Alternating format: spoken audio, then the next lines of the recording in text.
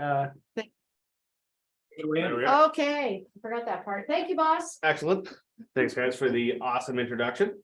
Thanks, everybody, in person and attending virtually today as well. That's, I guess, a really good turnout, which is really cool to see. The topic of today's talk, as I'm sure you already know, is basically marketing to the different generations that are out there, major generational cohorts anyway, that have money to spend.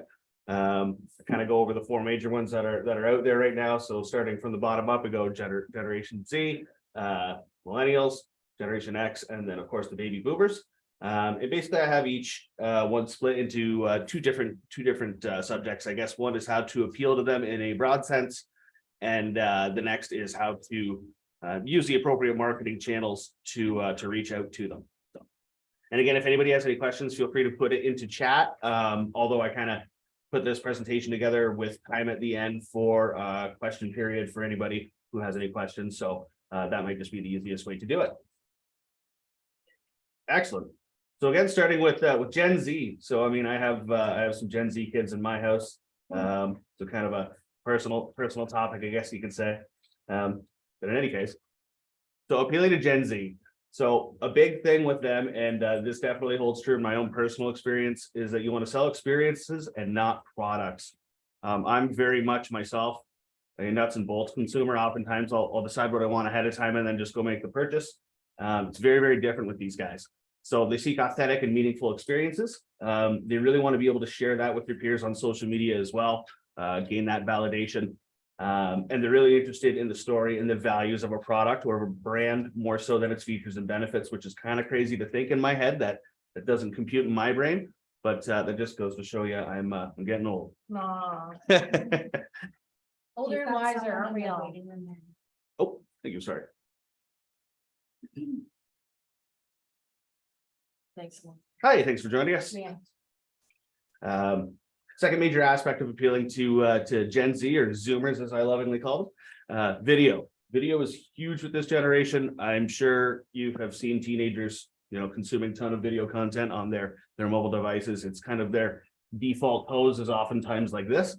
So video is obviously a very powerful avenue to reach these folks. So they're big consumers and also big creators of video content on social media platforms. So making things that are short and catchy, something that's easier for them to share, something that really showcases your brand identity and your personality. They're all about, transparency, relatability, more so than, what's popular, right? It has to appeal to them on kind of a personal value level. You want to engage and you want to entertain them with your unique voice and style. You want to be able to stand out and appeal to them, again, personally across their values and that sort of thing. If you are looking to go kind of the influencer route, you're probably better off finding a more niche influencer for your product. So you want to embrace shareable experiences. So Gen Z consumers they're kind of natural storytellers. They love to highlight their daily lives on social media. Even the most mundane stuff I find is oftentimes very creatively, portrayed across social media. They're all about sharing. They're all about being seen. So they look for products that are authentic, trustworthy, and shareable. Again, they want stuff that appeals to them personally because that kind of represents them when they go and they share that out. You want to create unique and memorable experiences that encourage user-generated content. So again, they're about taking that brand, incorporating it to themselves, and then sharing that, showing it off. So contests, challenges, quizzes, polls, running a contest with a certain filter and that sort of thing. All very, very good ways to get your content shared by this particular generation. Again, appealing to their personal experiences. And last but certainly not least, you want to make authenticity a priority. So this is like a generation of kids who has probably been more inundated with advertisement than anybody who has ever come before them. Like when I was a kid, like I didn't get advertised to until I got home and then was done playing outside, and then I watched the TV and there would be commercials, right? Whereas like everywhere these kids turn their life, there's something advertising to them. So as such, they have a really good BS detector, I guess you could say. They're really good at smelling inauthentic stuff. They're really good at knowing when they're being kind of patronized, I guess you could say. So they're really savvy. They're really skeptical of traditional advertising. I've never seen, and I've tried this experiment. I've showed my stepson, he's 15 years old. I've showed him infomercials from when I was a kid, and I've never seen somebody cringe so hard. Right? Like, and this is stuff that worked when I was a kid, right? And it's just, you could just see his skin was crawling, like he had secondhand embarrassment. It was so funny. So and yeah, so as such, you can really spot when a brand's trying to be something it's not, trying to be a try hard. You got to keep your messaging consistent and sincere. Like, they're very, very much an emotionally connecting generation of folks.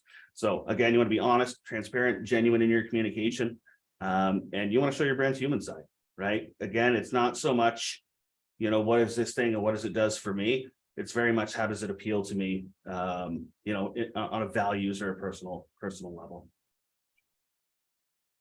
So your best digital marketing channels to reach this generation: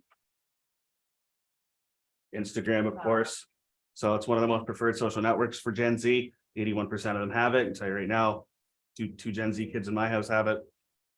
It's the third most influential advertising channel for Generation Z females. And as has always been tradition, since kind of the baby boomer generation anyway, is that females generally tend to be large drivers of purchasing decisions. Happy wife, happy life. So offers various advertising options. So there's really, really cool ways to be able to reach them in kind of, again, a more personal level, right? So stories in their feed, you have Explore ads, Reels, and IGTV.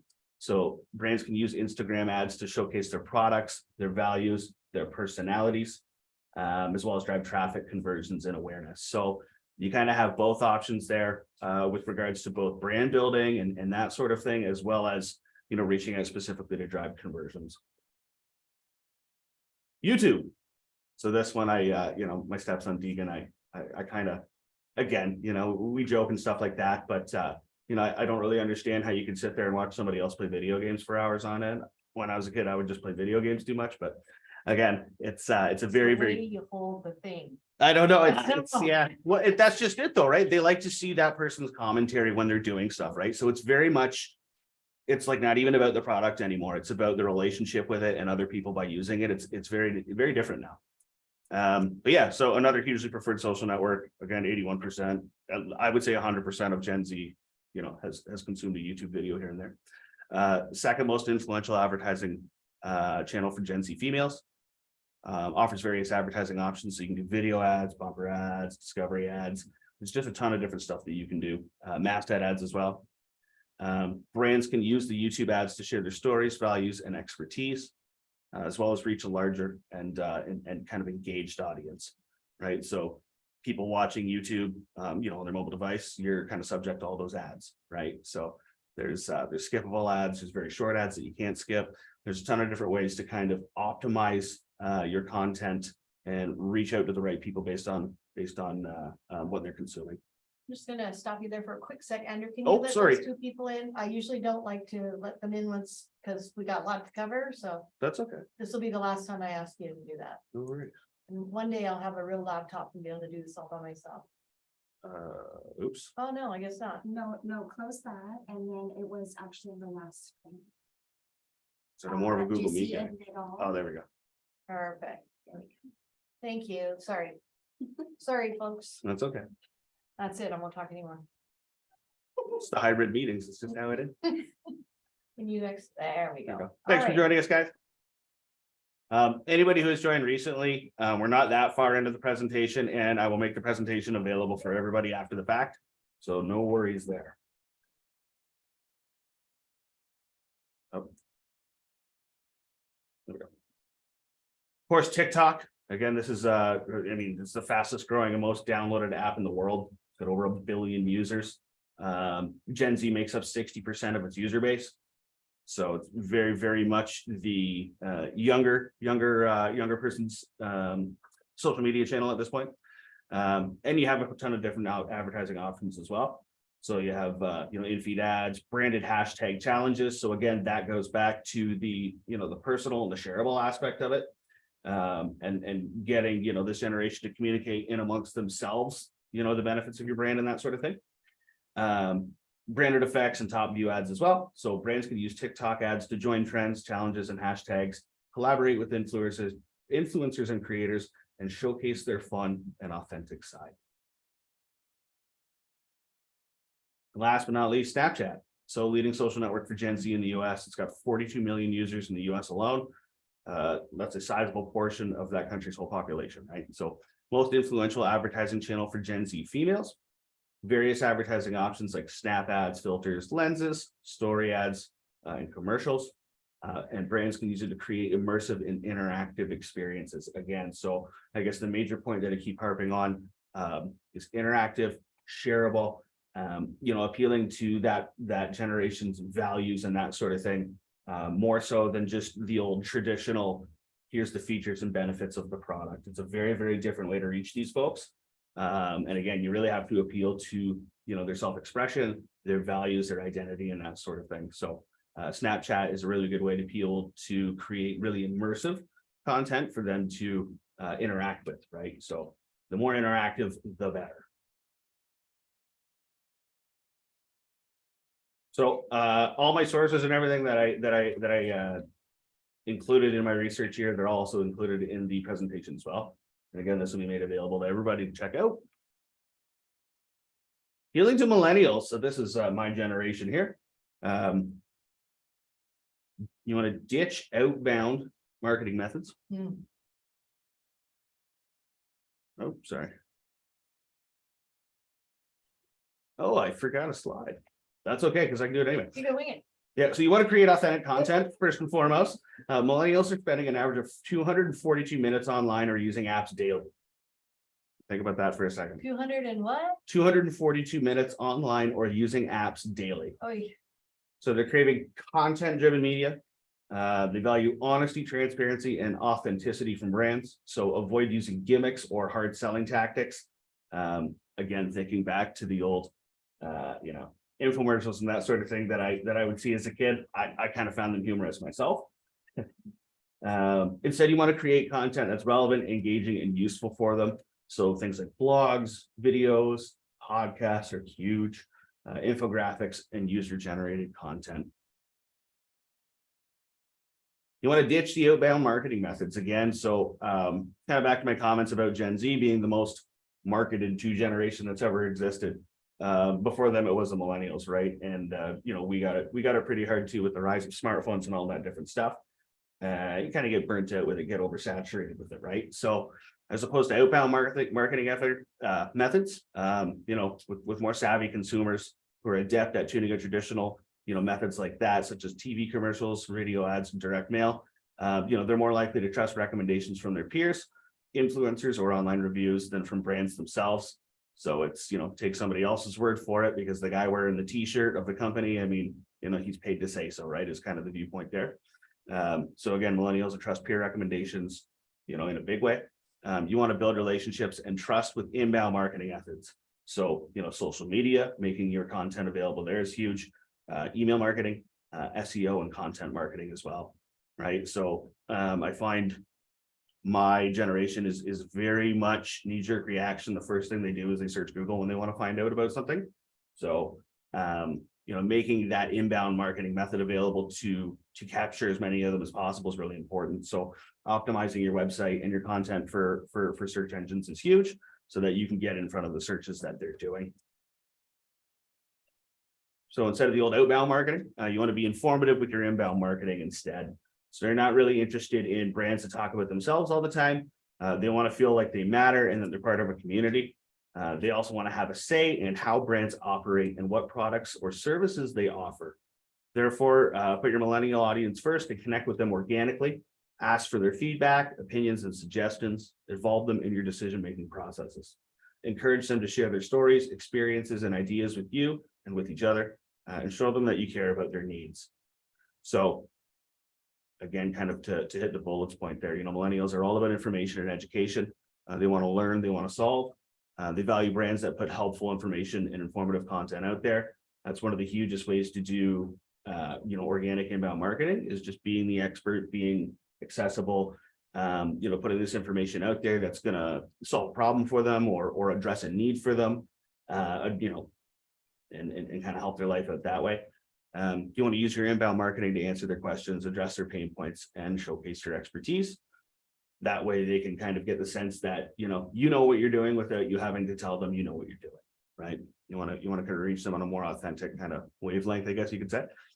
So really good ways to reach out to them in this inbound marketing field would be how-to guides, webinars, case studies, white papers. So again, very much an educational bent to the content that they're looking to, they're looking to consume, right? So you want to put them first and connect organically. So they want to feel, branded, or sorry, they want to feel valued and part of a community as opposed to just, being branded or having a brand appeal to them and kind of connecting themselves that way. They want to actually be able to influence this brand's actions and offerings.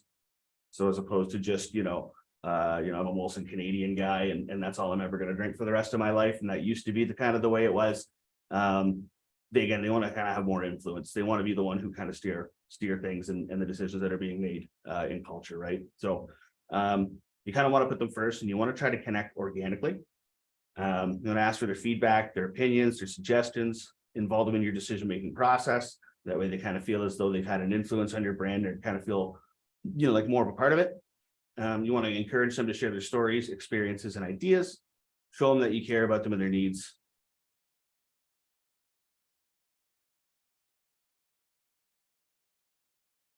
And all right, so very much like Gen Z, one of the biggest similarities there is you want to lean into, the experiential, the fun, the memorable experience and that sort of thing. You're not only looking for practical and convenient solutions. I mean, oftentimes we still are in that traditional sense, making the old school nuts and bolts purchase decision of, features and benefits. But that's not the only thing that they're looking for. They're also looking for fun, memorable experiences, right? So they want to be entertained, surprised, they want to be delighted by the brands that they're consuming from. They also want to express their creativity and individuality. So what you want to do is lean into the fun and the experiential aspects of your marketing. Oops, sorry. You want to use humor, emotion, and storytelling to capture their interest, their attention and interest. You want to create interactive and immersive experiences that involve them in your brand and story. So using gamification, contests, challenges to reward them for their participation and loyalty. So best digital marketing channels to reach the millennial generation. Sure, this comes as no surprise. Facebook. Yeah, 80. Jump ahead there. Oh, is that okay? No, it's perfect. It's amazing how Facebook all of a sudden targets exactly the millennial. Well, it's, it was, when I think back to my own experiences anyway, right? Like it was, after MySpace, which kind of didn't quite explode the way that Facebook did, Facebook kind of came along and then everybody had to have a Facebook, right? So I still have a Facebook. I don't use it a ton, but I still use it often enough. It's a great way to stay in contact with my older family members of the baby boomer generation, which we will talk about as well here. So yeah, 88% of millennials have a Facebook account, that they use, or over half of them use it regularly. So it's an excellent way to get your marketing in front of millennial generation. They offer various ad formats, targeting options to reach your audience effectively. I've already kind of gone over that in more detail in a previous presentation, so I didn't want to harp on it too long today. I'm sure everybody's interaction with Facebook, they probably know all the different ad formats anyway, just from scrolling their phone. Instagram, so second most popular social media platform for millennials. Obviously, it's a visual platform. It allows you to showcase your brand personality and products, real big with creative images, videos, stories. It also has influencer marketing and shopping features that can boost your conversions. So nice way to be able to sell directly even is to that last point there. Snapchat, it's the most recent social platform obsessions among millennials and young teens. It's kind of grown in popularity quite a bit with them recently. It's a fun and engaging way to connect with your audience through ephemeral content. So that's stuff that's here for a short while, just kind of there for a quick laugh, that sort of thing. Filters, lenses, and stickers. Snapchat also has Snap ads, sponsored lenses, and Discover ads. So just a ton of different ways to help you reach a large and loyal user base. YouTube, second most used social media platform by millennials. Again, I am definitely guilty of this one. I watch more YouTube than maybe anybody should. Really, really big on stuff like how-to videos and that sort of thing, right? So it's very, very useful that way. I always tell Deegan, my stepson, when he doesn't, like, I don't know how to do X or I don't know how to do Y. I'm like, you're in front of YouTube all day. Why don't you just ask the question in the search bar? You're going to find all sorts of helpful videos, right? So again, second most used social media platform by millennials after Facebook. Video platform, obviously you use it to capture their attention, help them solve their problems. Again, that one appeals definitely directly to me. I'm a big consumer of, how-to content and that sort of thing. Anything with a big educational bent is typically quite good to reach the millennial demographic. It's up to you. Well, that's right. Yep. And again, you have a ton of different ad formats and targeting options to reach your audience. Oh, sorry. Put that there. And TikTok. So the most downloaded app of 2022 has a huge millennial user base. They're probably the second biggest users of the app after Gen Z. Oh, can I just get you to mute your mic out there, please? Thank you. Short form video platform allows you to create viral and entertaining content for your audience. It also offers influencer marketing and advertising options, particularly good for helping to increase your brand awareness amongst the millennial and the Gen Z generations particularly. Again, presentation for anybody who's joined kind of recently here. The presentation will be made available at the end. We're about halfway through at this point, but everything and all my research I've included links for, so you guys are welcome to do a deep dive. Gen Z. Sorry, Gen Z. I already did Gen Z. Gen X. Love the photo. Well, That's a good movie. classic movie, yeah. Biggest thing about them is finding them where they live online. So Generation X has some family members in that generation, and it's kind of neat. They kind of live halfway between the analog and digital world. Kind of cool. So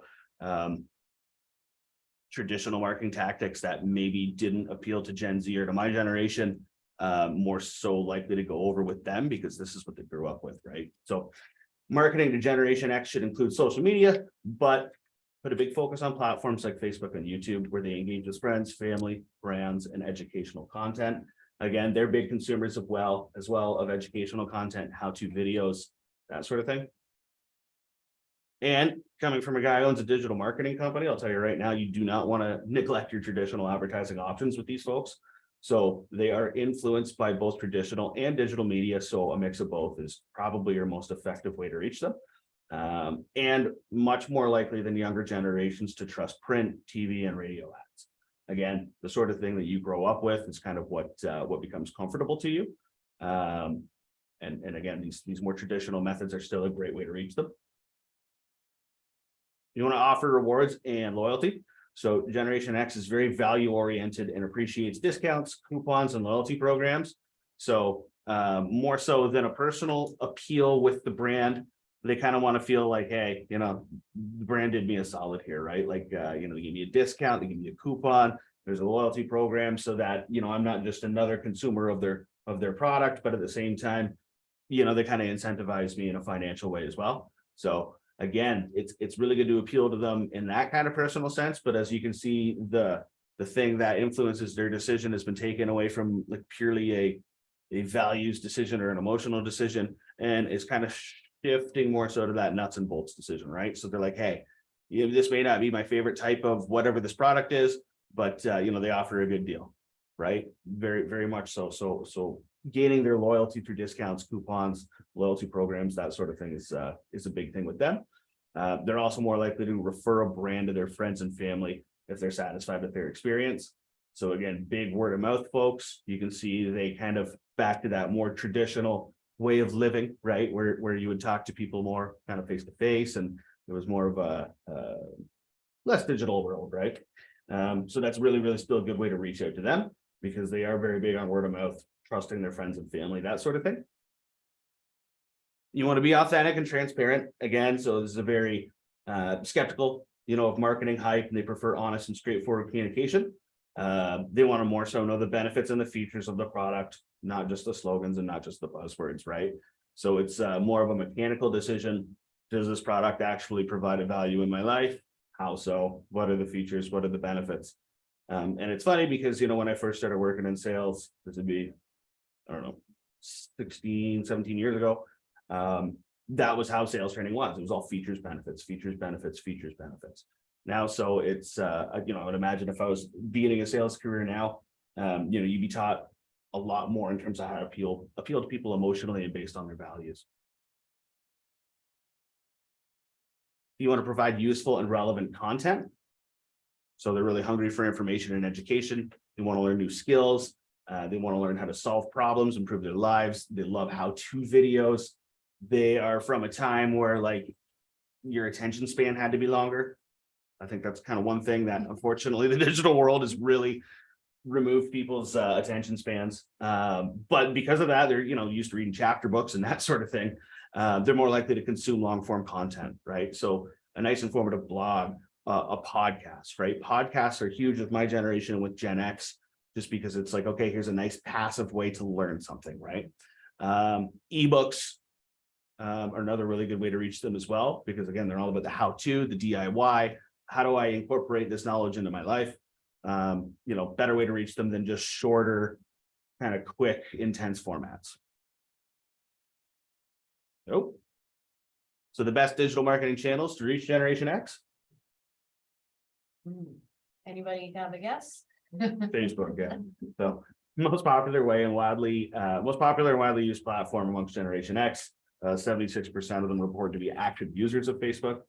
They use it to connect with their friends, family, and brands, and to consume news and entertainment content. YouTube, second most popular platform amongst Generation X, with 70 or 68% active users. More so used for entertainment, education, and DIY projects.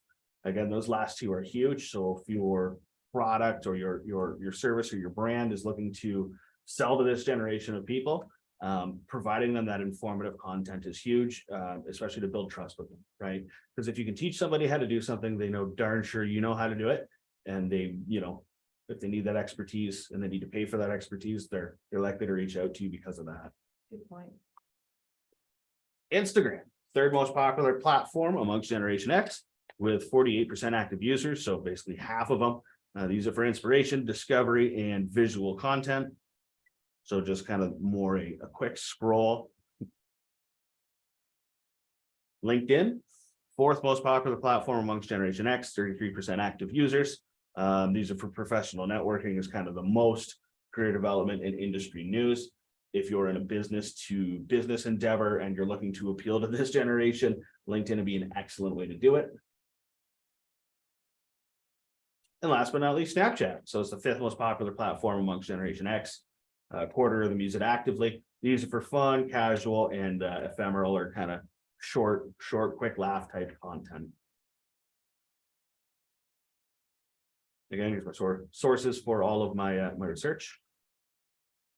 And again, this presentation will be made available at the end. And last but not least, my parents' generation, the baby boomers. So appealing to baby boomers, you want to use realistic images and videos that reflect their lifestyle and values. So one thing my dad would often point out is like, I don't know, personal story. You buy a box of diapers and it's like obvious that they photoshopped. It looks like Paul McCartney's hair on this little kid on like, it's just, so like you can kind of smell the inauthenticity of an image, right? So stock photos and that sort of stuff, not so appealing to this generation of people, right? They're able to smell when something isn't genuine, right? They had photo albums. Yeah, right. Yeah. They grew up Polaroids and that sort of stuff and actual photos. And right. So when something looks too perfect, too clean, it's kind of like suspicious, I guess you could say. So you want to use images and videos that show real people who share similar experiences, challenges, and aspirations, right? So they want to be able to see, look, here's somebody who's basically in my shoes, and here's how this thing is working for them. I want that to work for me, right? But at the same time, it needs to be natural. It needs to be authentic. Video marketing is huge. I can tell you right now, my dad spends more time on YouTube than me, and he's like seven years old. Truthfully, he's also retired, but I mean, at the same time, yeah, he spends a ton of time on YouTube. So video marketing is hugely effective for these folks. Again, like think back to when these people were born, their lives were shaped by television, right? Like television back then was kind of what the internet is now. It's what everybody watched, what everybody did, My dad's old enough that he tells me he was the first person on his street growing up with a television. Yeah, crazy stuff, right? Everybody used to come and like gather around and watch the hockey game, right? So very different time, And as you know, because of that, video is still very, very effective, you know, with baby boomers. They're really likely to trust word of mouth recommendations from their peers than from celebrities or influencers. You know, I think back to my dad and like, who's this random person? Why are they popular? Why do I care what they have to say? I want to know what my friend from the Legion has to say. Yeah. Because that's what matters in real life, right? So it's very much more so a generation that you want to kind of use word of mouth and authenticity to reach. And they really appreciate videos that teach them something, help them solve a new problem. Oftentimes, you know, for your web design as well too, just kind of specifically, very, very important to, you know, utilize video in an easy way for them to consume, right? So you host your video on YouTube, you have the video on your computer, they can click it, it explains everything they need to know in about 2 minutes, and that's an excellent way to reach them. So you want to write copy that informs consumers and addresses their pain points, needs, and goals. So we've kind of gone with Generation Z, where it's all this value-based. Does it appeal to me? Does it appeal to how I want to be viewed by my peers? And then the other extreme is like, I don't really care what anybody thinks about it or about me using it. It's like, does it work? And does my buddy, you know, Bob know it works because he uses it too, right? So you kind of run that complete gambit. So what you want to do is you want to write copy that informs consumers and addresses their pain points. It's again back to that features and benefits equation. So they're not interested in flashy slogans or hype. They want clear, concise, and factual information that helps them make informed decisions. They also want to know how your products or services can benefit them personally or emotionally, right? So it's not I want to be seen using this product and associate myself with this brand's values. It's like, what does this thing do for me, right? So if you're going to use digital marketing channels, you want to prioritize Facebook. So prioritize Facebook when marketing baby boomers. They spend nearly 2 hours daily on Facebook and Instagram. Personally, I use Facebook mostly to connect with my relatives who kind of live in far-flung places. And, you know, of that generation, you know, my aunts and uncles, you know, if I looked at Facebook right now, I bet you any money Uncle Dave is on, right? Like, you know, it's, you know, I'd bet good money on it. So Facebook is their favorite social media platform for socializing and learning. You know, really big on sharing memes, really big on sharing everything. Use Facebook ads, groups, and pages and live videos to attract and interact with them. So It's almost like a mini TV for them. sort of, yeah, it's a mini TV that kind of at the same time, like all digital marketing channels, kind of helps validate what they're into, right? So yeah, so really big on Facebook because it allows them to stay connected with their friends and family. That's a huge one that they use it for. Share their opinions and interests, which is a big one as well too, you know, and discover new things. So you want to use Facebook ads, groups, pages, and live videos to reach these folks. Best digital marketing channels. I know we just talked about Facebook, but here's a surprise. Search engines. Oh, wow. Yeah. Baby boomers use them more than any other online activity. Just Google it, right? Yeah. That's yeah, huge. When did we have a conversation that someone didn't obviously like instantly just go, well, let's Google it. Yeah, just Google it, right? Open up the encyclopedia. What's that?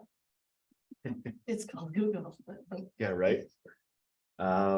Yeah, so they're more likely to click on organic results than paid ads. So, you know, when you go to Google, you search for the thing you're looking for, all the top slots are sponsored. And I've actually seen my dad do it, skim right over those, right? Here's a guy who's been being hard advertised to for like 65 years or whatever, or even longer. And well, how old is he? 70s? Yeah, so probably 70 years he's been advertised to you since he got a television as a kid. And it's just ad turns him off, doesn't want to see it. He wants to see what the actual top results are every time too, and I've watched him do it. So they are much more likely to click on organic results than paid ads. So as such, your search engine optimization has to be on point to reach out to them, and it's got to provide value content that answers their questions and concerns. So I do the same thing, but like, yeah, when I watch my dad use Google, he just asks it questions like, how do I do X? And then it goes from there, right? So if your search engine or if your content on your website is optimized for providing that educational and valuable content that way, it's a really good way to reach out to them or have them come to you. Actually, Facebook, favorite social media platform used by baby boomers. They use it to stay connected with their friends and family. Again, we know this stuff. Helps them stay connected with all of their interests as well. Offers ads, groups, pages, and live videos to reach and engage your target audience. Very much kind of a rehash of a few pages ago. LinkedIn actually is quite popular as well. Right. It's a very popular channel for them. Especially for those who are still working or looking for professional opportunities. So you can use LinkedIn advertising to showcase your expertise, credibility, and thought leadership in your niche. So it's a really good way to also reach that specific niche audience as well.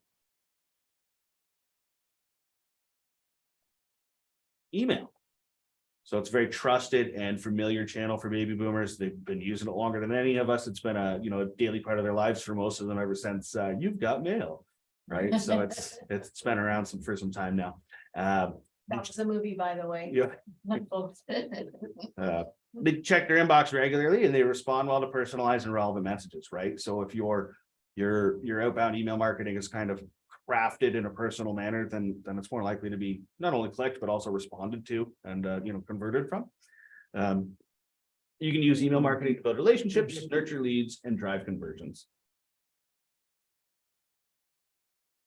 And last but certainly not least, video. So video marketing is extremely effective with the baby boomer generation. Again, they're the first generation with the television, right? So, well, television for most of their life.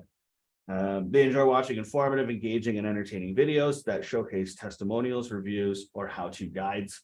You can use video platforms like YouTube or Vimeo to host your videos and then embed it right on your website, right? So if you provide that, valuable, informative content and your SEO optimized for it, they go to Google, they ask that question, your site comes up in a good position organically, they go to their site, and then all of a sudden there's this nice little video that tells them everything they need to know. Right? That's Perfect journey. yeah, that's the funnel you want to provide. And again, appealing to baby boomers, here are my sources cited. This and just thinking about my dad on Google, Facebook, and YouTube provided a lot of that as well. Well, thanks for sharing about your dad. That was lovely. No worries. It's good to draw from personal experience, right? I have a quick question to start off the questionnaire, if you don't mind. Yes. What generation uses search near me more? Like you were saying, my generation. So here's the funny thing. Yeah. A lot of the times, a lot of people still will put, whatever the thing they're looking for near me. Yeah. A lot of the times you don't have to anymore, right? Because most of the time people have the GPS or the location feature on. Yeah, I would know that. And then you go to Google and Google automatically tries to show you the stuff near you, right? So I guess maybe I still have kind of a boomer mindset with that one because I type near me. I know I do. Search near me. I do the whole thing, right? Anyway, thank you, Andrew. No worries. Yeah, oftentimes, and again, with the rise of, I still have a desktop computer at work. I have two desktop computers at home. I'm a big PC guy, but I probably do 60% of my Googling still just on this one device because it's with me all the time, right? So sort of the easiest that way. How do I unmute people if they have a question? Sorry, folks, I'm more of a Google Meet guy. I haven't used Zoom in a while, so.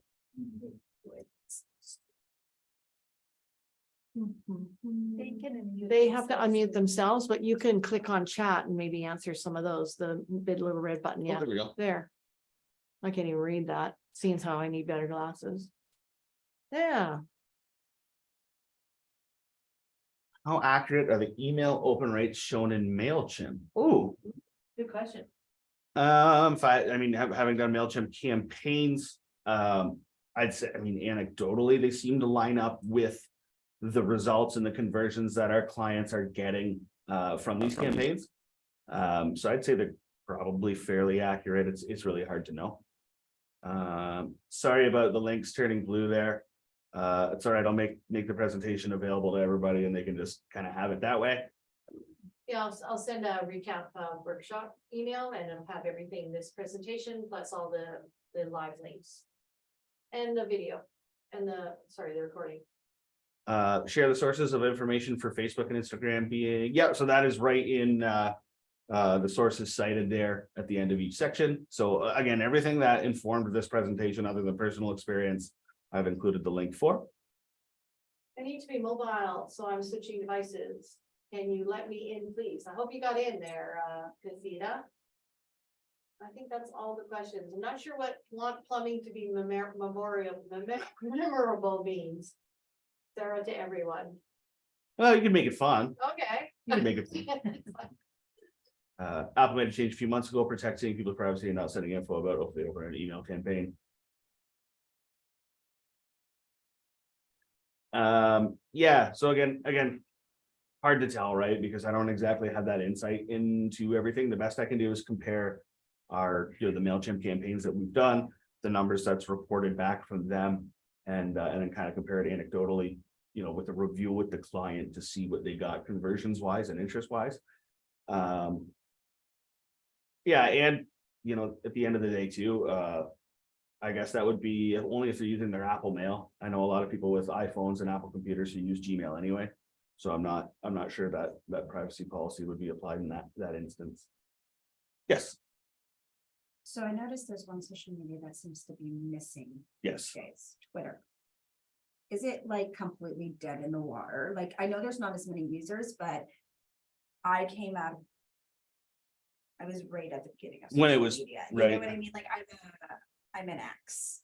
So I'm right in that as we were transitioning to this whole digital, and Twitter was a big deal. And now it doesn't show up kind of anywhere. And so I don't know how relevant it is these days. It's I guess from an advertising standpoint, I mean, obviously there's still relevancy there. It's still a great way to reach people. But yeah, it's kind of become the argument platform, I guess. It's Right. almost like what you were talking about, trust, right? Gaining the trust. Almost every generation, it's like, you need to show your humanity side, you need to gain their trust. But in a different way. Right. and- Right. Yes, exactly. But I think Twitter, we've lost trust. We're a little nervous about I it. think, like, I use it conversationally more than anything now. So especially when you're in person. So I go to a lot of conferences, do a lot of in-person networking, that sort of thing. So that to me is where Twitter stays, I guess, a little bit relevant. But I'm in the accounting industry. Okay, let's be honest. They're not on Twitter. And even at our massive accounting conferences. More of a LinkedIn gang. Absolutely. Yeah. I get a lot of LinkedIn. Yeah. But I mean, it's kind of like, Twitter, I can do a lot more real time, whereas if I hit Facebook too much time, it tunes out and the algorithms don't work in your favor, because Facebook doesn't like when you like hit them over and over again. So I don't know. Is Twitter still part of the game or not? It's a really good way to reach like niche audiences, right? Just in terms of the targeting based on that person's interested and the content they've shared and that sort of stuff. So like there's definitely still a ton of value. Again, so you get comment right there, agriculture community is very active on Twitter, right? Perfect example of a niche audience, right? So if you have a product or a service that is geared towards agriculture, their agricultural And then community, then it's a great way to reach them. the hashtags still come in on Twitter. Absolutely. Especially if you're at a massive conference, to make sure you're using those key hashtags to stay part of the active conversation while you're there. And staying in front of the right people. Yeah. Exactly, right? So that's a really good way to niche target, right? So hashtag farm life, that sort of stuff, right? So it's a lot of content to learn, but I really do not have a lot of time to implement all the suggestions for each generation. What is the minimum I could do? So find your ideal customer. This kind of goes back to, I think, 3 presentations ago. Yeah, you want to find your ideal customer and focus on that one, right? So what's it, body harmony therapies? Yeah. So I mean, if it's you find that most of your client base is in kind of one generation or another, then it's just time to try to choose that ideal customer and focus on that one specifically, I think would be your best bet. And that'd be more than a minimum that you could do. That'd be a great start, right? Because once you kind of got that primary one on lockdown, then you can branch out further from there.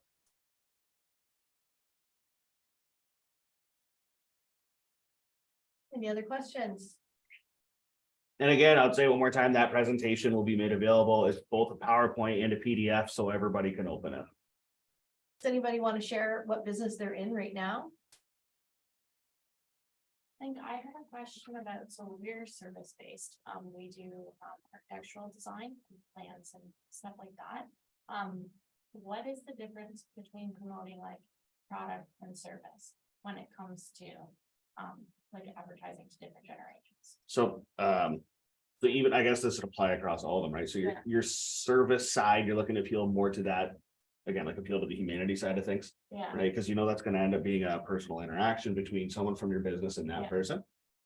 Whereas, you know, the nuts and bolts or the brick and mortar side, I guess you could say in your business, then you're looking features, benefits, you know, expertise, that sort of stuff, right? So it's more, I guess, for service, you're probably best to reach it on more of a personal level. Because again, you're gonna have to have that in-person interaction at some Yeah. point, right? You know, you could build me the most beautiful building or design the most beautiful building and everything's to spec. But you know, if I didn't like the person I dealt with the whole time, No, I'd be like, I don't know if I'll use them again, right? And that's just how people are. So, which platform is best geared to real estate? Oh, wow. Okay, so I've seen TikTok really carving out a major chunk of the real estate, you know, internet marketing world. That one's growing more and more. So the nice thing about real estate is like oftentimes, you know, as a lot of realtors will tell you, it's kind of like you're selling yourself as well, right? Like you're selling yourself before you're selling or helping somebody to sell a property. So any kind of platform where you can show off that personality, informative content. So TikTok's a huge one again that I've seen that way. And then kind of, you know, your Facebook's still huge.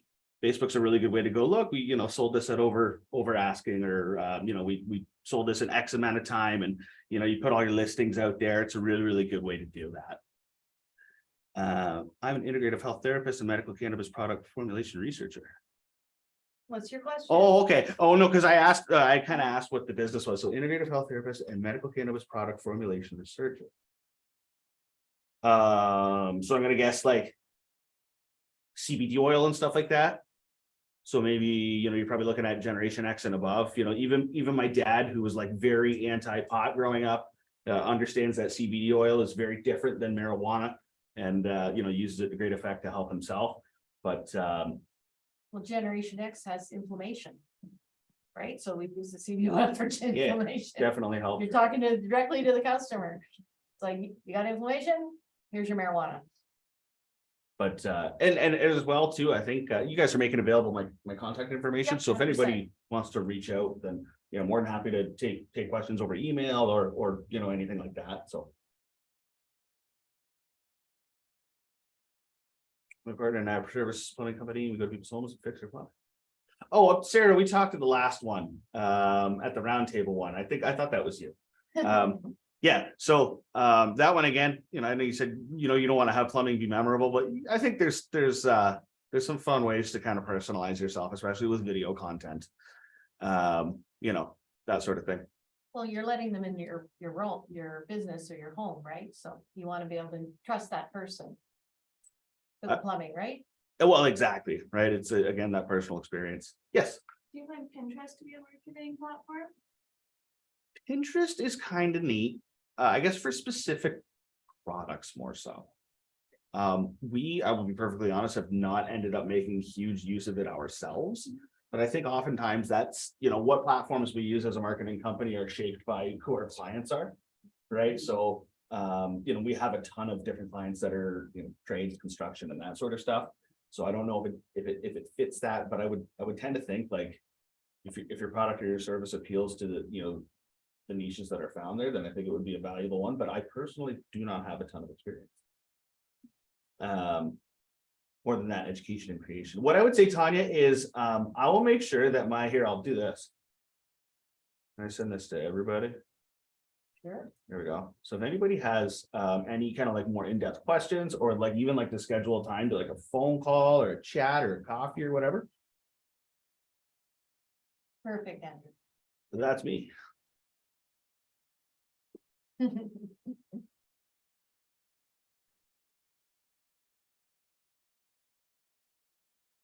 Perfect. Does anybody else have any more questions? And look at that, that timed out well. No. Not bad. Andrew is a professional. I'm just gonna stop the recording. And then if anybody was shy, they can. Oh, we still got a question there. Oh. We still got a couple. Okay. What's the best way for a small business person to learn social media best practices? Not to pat myself on the back too much, but when that presentation goes out, click all the links that are in it, because there's just a gold mine of information there that I compress down to a PowerPoint presentation to make it really quick and snappy. There is a lot of in-depth stuff in those links. That'd be a really good place to start. And then here's a funny recommendation, YouTube. Right? Watch what successful people do on YouTube, and the social media channels themselves, right? So, emulate what you see as successful, right? You're very generous.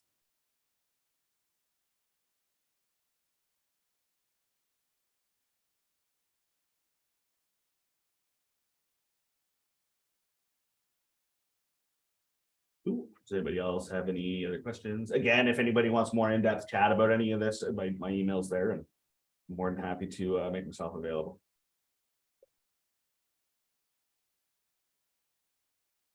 Alrighty. Cool. Can you minimize that for me or? Well, thanks for everybody for coming today. Here, I'll let you take back over. Okay, thank you. I'm just gonna stop the recording. I know how to do that, so. It's this one. No, that wasn't it. It's what it's- Should be under more. yeah. on the Thank bottom, you. right? Yeah, I'm so glad everybody else is And here. at the bottom. no, that will end the whole stop recording is the second one down. Thank you. Oh, sorry. Sorry, yeah. That's okay. Zoom's my platform. Okay. I need. We all uh, have a preferred meeting platform, right?